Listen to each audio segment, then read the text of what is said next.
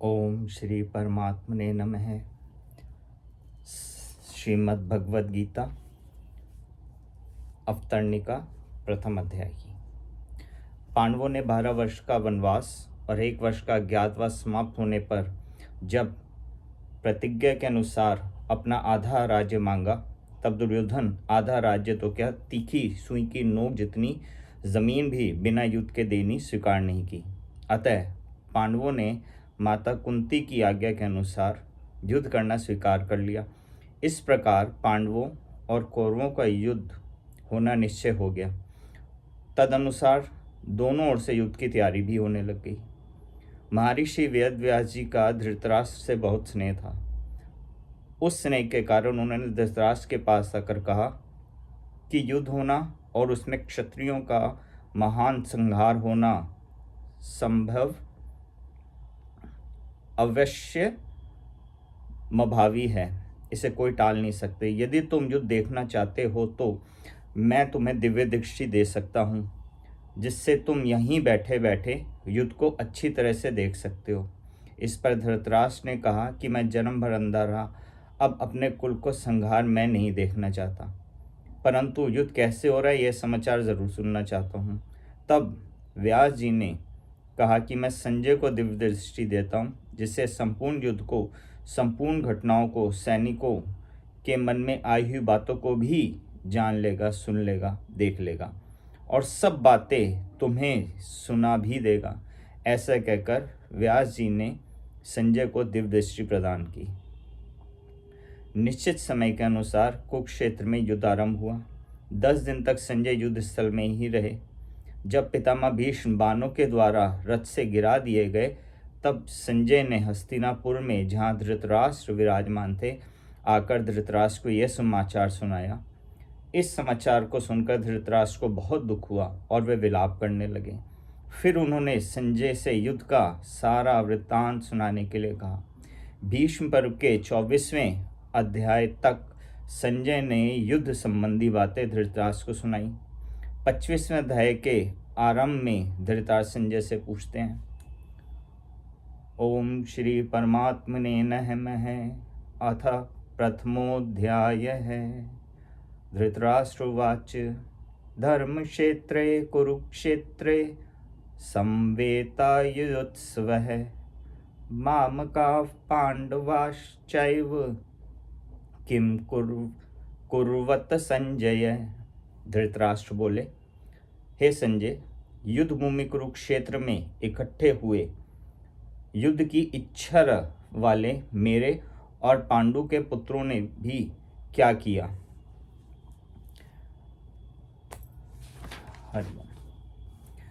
यहाँ पर धर्म क्षेत्र कुरुक्षेत्र, यहाँ से हम व्याख्या आरंभ करते हैं। कुरुक्षेत्र में देवताओं ने यज्ञ किया था। राजा कुरु ने भी यहाँ तपस्या की थी। यज्ञादि धर्म कार्य होने से तथा राजा कुरु की तपस्या भूमि होने से इसको धर्म भूमि कुरुक्षेत्र कहा है। यहाँ धर्म क्षेत्र और कुरुक्षेत्र पदों में क्षेत्र शब्द देने से धृतराष्ट्र का अभिप्राय है कि वह अपनी कुरुवंशियों की भूमि है। यह केवल लड़ाई भूमि ही नहीं, प्रयुक्त तीर्थ भूमि भी है, जिसमें प्राणी जीते जी पवित्र कर्म करके अपना कल्याण कर सकते हैं। इस तरह लौकिक और परलौकिक सब तरह का लाभ हो जाए, ऐसा विचार करके एवं श्रेष्ठ पुरुषों की संपत्ति लेकर ही युद्ध के लिए यह भूमि चुनी गई है। संसार में प्रायः 3 बातों को लेकर लड़ाई होती है, भूमि, धन और स्त्री। इन तीनों में भी राजाओं का आपस में लड़ना मुख्यतः जमीन को लेकर ही होता था। यहाँ कुरुक्षेत्र पद देने का तात्पर्य भी जमीन को लेकर लड़ने में ही है। कुरुवंश में धृतराष्ट्र और पांडु के पुत्र सब एक हो जाते हैं। कुरुवंशी होने से दोनों का कुरुक्षेत्र में अर्थात राजा कुरु की जमीन समान हक हो लगता है। इसलिए कौरवों द्वारा पांडवों को उनकी जमीन ना देने के कारण दोनों जमीन के लिए लड़ाई करने आए हुए हैं।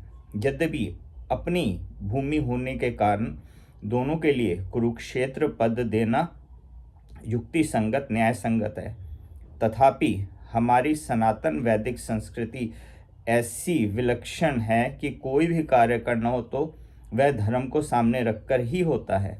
युद्ध जैसा कार्य भी धर्म भूमि तीर्थ भूमि में ही करते हैं, जिससे युद्ध में मरने वालों का उद्धार हो जाए, कल्याण हो जाए। अतः यहाँ कुरुक्षेत्र 7 धर्म क्षेत्र पद आया है। यहाँ आरंभ में धर्म पद से एक और बात भी मालूम होती है। अगर आरंभ के धर्म पद से धर लिया जाए और 18वें अध्याय के अंतिम श्लोक के मम पद से म लिया जाए तो धर्म शब्द बन जाता है। अतः संपूर्ण गीता धर्म के अंतर्गत है, अर्थात धर्म का पालन करने से गीता के सिद्धांतों का पालन हो जाता है और गीता के सिद्धांतों के अनुसार कर्तव्य कर्म करने से धर्म का अनुष्ठान हो जाता है। इन धर्म क्षेत्र कुरुक्षेत्र पदों से सभी मनुष्यों को यह शिक्षा लेनी चाहिए कि कोई भी काम करना हो तो वह धर्म को सामने रखकर ही करना चाहिए। प्रत्येक कार्य सबके हित की दृष्टि से ही करना चाहिए, केवल अपने सुख आराम की दृष्टि से नहीं, और कर्तव्य अकर्तव्य के विषय में शास्त्र को सामने रखना चाहिए। गीता जी के 16वें अध्याय का 24वां श्लोक। दूसरा भावार्थ, समवेता युतोत्सव। राजाओं के द्वारा बार बार संबंधी का प्रस्ताव रखने पर भी दुर्योधन संधि करना स्वीकार नहीं किया। इतना ही नहीं, भगवान श्री कृष्ण के कहने पर भी मेरे पुत्र दुर्योधन ने स्पष्ट यह कह दिया कि बिना युद्ध के मैं तीखी सुई की नोक जितनी भी जमीन पांडवों को नहीं दूंगा। तब मजबूर होकर पांडवों ने युद्ध करना स्वीकार किया है। इस प्रकार मेरे पुत्र और पांडु पुत्र दोनों ही सेनाओं के सहित युद्ध की इच्छा से इकट्ठे हुए हैं। दोनों सेनाओं में युद्ध की इच्छा रहने पर भी दुर्योधन में युद्ध की इच्छा विशेष रूप से थी। उसका मुख्य उद्देश्य राज प्राप्ति ही था। वह राज्य प्राप्ति धर्म से हो चाहे अधर्म से, न्याय से हो या अन्याय से, विहित रीति से हो चाहे निषिद्ध रीति से, किसी भी तरह से हमें राज्य मिलना चाहिए, ऐसा उसका भाव था। इसलिए विशेष रूप से दुर्योधन का पक्ष ही युयुत्सु अर्थात युद्ध की इच्छा वाला था। पांडवों में धर्म की मुख्यता थी। उनका ऐसा भाव था कि हम चाहे जैसा जीवन निर्वाह कर लेंगे पर अपने धर्म में बाधा नहीं आने देंगे, धर्म के विरुद्ध नहीं चलेंगे। इस बात को लेकर महाराज युधिष्ठिर युद्ध नहीं करना चाहते थे, परंतु जिस माँ की आज्ञा से युधिष्ठिर ने चारों भाइयों सहित द्रौपदी से विवाह किया था, उस माँ की आज्ञा होने के कारण ही महाराज युधिष्ठिर की युद्ध में प्रवृत्ति हुई थी। अर्थात केवल माँ की आज्ञा पालन रूप धर्म से युधिष्ठिर युद्ध की इच्छा करने वाले हुए। तात्पर्य है कि दुर्योधन आदि तो राज्य को लेकर ही युजुत्सु थे, पर पांडव धर्म को लेकर ही युजुत्सु बने थे। अगले भावार्थ में, मामका पांडवाश्चैव। पांडव धृतराष्ट्र को अपने पिता के बड़े भाई होने से पिता के समान समझते थे और उनकी आज्ञा का पालन करते थे। धृतराष्ट्र के द्वारा अनुचित आज्ञा देने पर भी पांडव अनुचित विचार न करने की उनकी आज्ञा का पालन ही करते थे। अतः यहाँ मामका पद का अंतर्गत कौरव और पांडव दोनों आ जाते हैं। फिर भी पांडवा पद अलग देने का तात्पर्य है कि धृतराष्ट्र अपने पुत्रों में तथा पांडु पुत्रों में समान भाव नहीं था। उनके मन में पक्षपात था, उनके पुत्रों के प्रति मोह था। वे दुर्योधन आदि को तो अपना मानते थे पर पांडवों को अपना नहीं मानते थे। इस कारण उन्होंने अपने पुत्रों के लिए मामका और पांडु पुत्रों के लिए पांडवा पद का प्रयोग किया है, क्योंकि जो भाव भीतर होते हैं वे ही प्रायः वाणी से बाहर निकलते हैं। इस द्वैधी भाव के कारण ही धृतराष्ट्र अपने कुल के संहार का दुख भोगना पड़ा। इससे मनुष्य मात्र को यह शिक्षा लेनी चाहिए कि वह अपने घरों में, मोहल्ले में, गांवों में, प्रांतों में, देशों में, संप्रदायों में द्वैधी भाव अर्थात ये अपने हैं, ये दूसरे हैं, ऐसा भाव ना रखे। कारण कि द्वैधी भाव से आपस में प्रेम स्नेह नहीं होता, प्रत्युत कलह होती है। यहाँ पांडवा पद के साथ एव पद देने का तात्पर्य है कि पांडव तो बड़े धर्मात्मा हैं, अतः उन्हें युद्ध नहीं करना चाहिए था, परंतु वे भी युद्ध के लिए रणभूमि में आ गए। तो यहाँ कर उन्होंने क्या किया?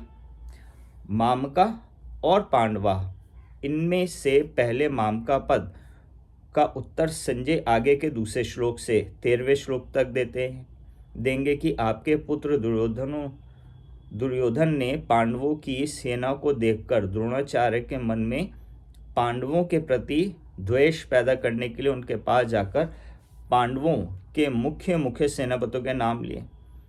उसके बाद दुर्योधन अपनी सेना के मुख्य योद्धाओं के नाम लेकर उनके रण कौशल आदि की प्रशंसा की। दुर्योधन को प्रसन्न करने के लिए भीष्म जी ने जोर से शंख बजाया। उसको सुनकर कौरव सेना में शंख आदि बज उठे। फिर 14वें श्लोक से 19वें श्लोक तक पांडवा पद का उत्तर देंगे कि रथ में बैठे हुए पांडव पक्षीय भगवान श्री कृष्ण ने शंख बजाया। उसके बाद अर्जुन, भीम, युधिष्ठिर, नकुल, सहदेव आदि ने अपने अपने शंख बजाए, जिससे दुर्योधन की सेना का हृदय दहल गया।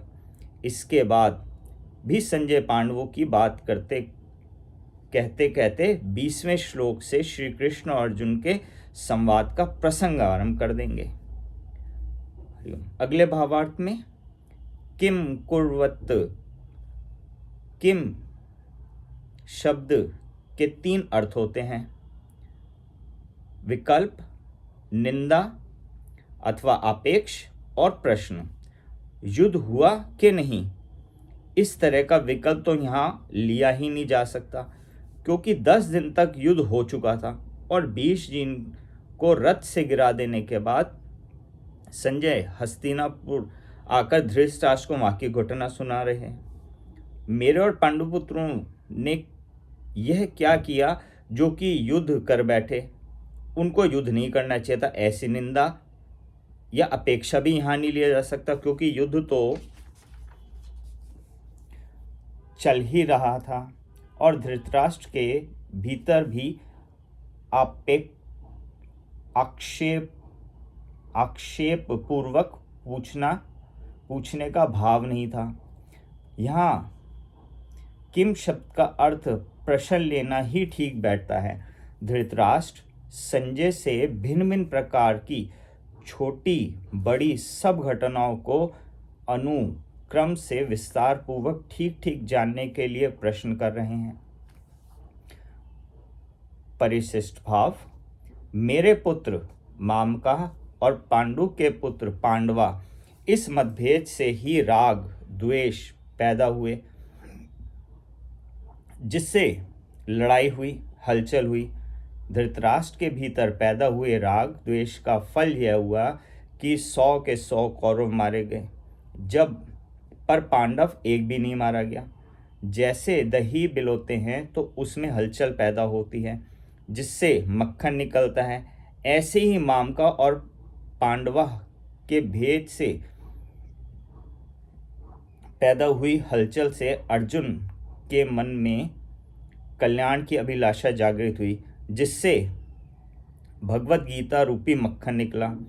तात्पर्य यह हुआ कि धृतराष्ट्र के मन में होने वाली हलचल से लड़ाई पैदा हुई और अर्जुन के मन में होने वाली हलचल से गीता प्रकट हुई। जय श्री कृष्ण।